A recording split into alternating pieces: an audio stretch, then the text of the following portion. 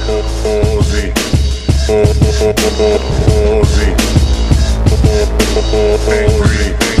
Angry Aussie. As someone who spends a lot of time and effort creating original content, I really don't like the idea of some scumbag just taking my work and making money from it without even giving me credit, let alone a cut of the money. And that's happened quite a few times. I've caught people half a dozen times. God knows how many times it's actually happened.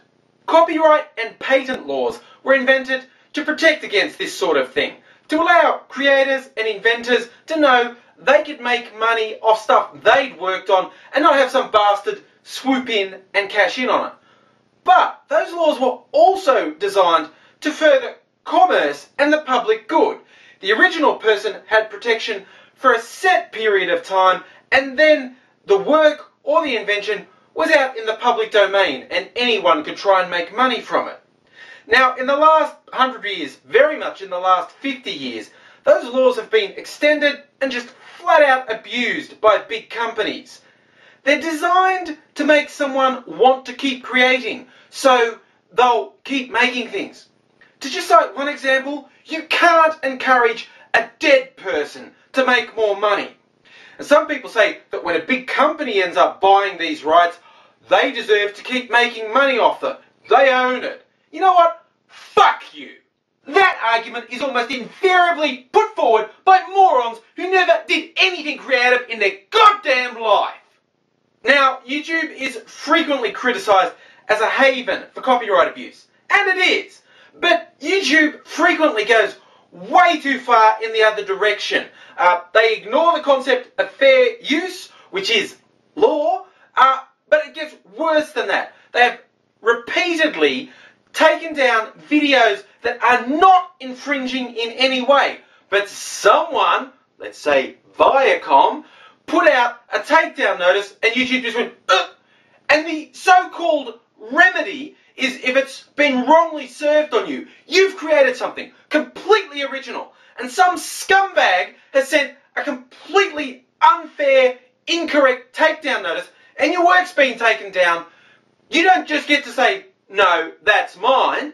You have to go through a laborious process of filling out all this paperwork and establishing proofs. The liar who said you had copyright work up doesn't have any burden of proof. You, who did all the work, has this huge burden placed on you. Viacom first pulled this bullshit in 2007, but they've done it again. Just recently, Mr. Safety, Cory SMP Films, one of the best known people on YouTube, had some of his original work taken down under a DCMA notice. Or is it DMCA? I should have looked that up before doing this. Anyway, a copyright notice from Viacom. Now, the lawyers who submitted that have to sign a legal document that says they're acting in good faith, which is a lie. They have to be able to say, oh, that song is written and performed by this artist of ours, and it isn't. So they are liars. And YouTube are weak, pathetic shits for doing this. Think about it. If one of the most well-known people on YouTube, someone known for creating original musical works, one of the original partners in the YouTube partner program gets treated like this, what chance does Joe Schmuck have? Do YouTube just not care? The person responsible for making this decision should be ashamed of themselves.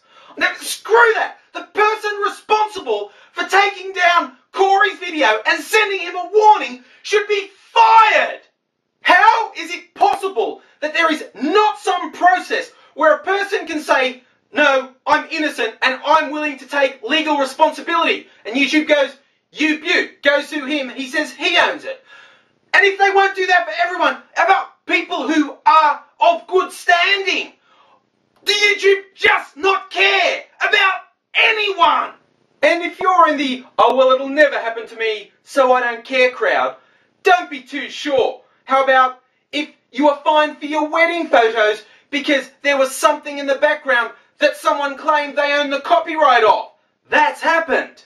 And how about that the RIAA have declared you do not have the right to copy your music to your PC or to your iPod making copies of music you have paid for to play on other devices, they are saying is not a right you have. They're saying basically you don't own the music. You have a license and they get to dictate how, when, how often you listen to that music. Not even giving a copy to a friend.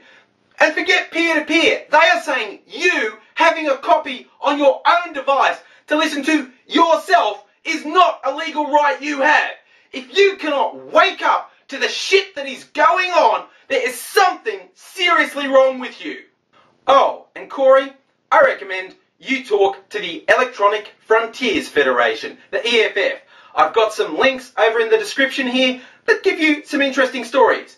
The EFF doesn't like it when Viacom pulls this shit, and they've sued them before. Successfully. There is established legal precedent under US law that what Viacom is doing is illegal. And there is basic standards of human decency that say what YouTube has done is just disgusting, offensive, and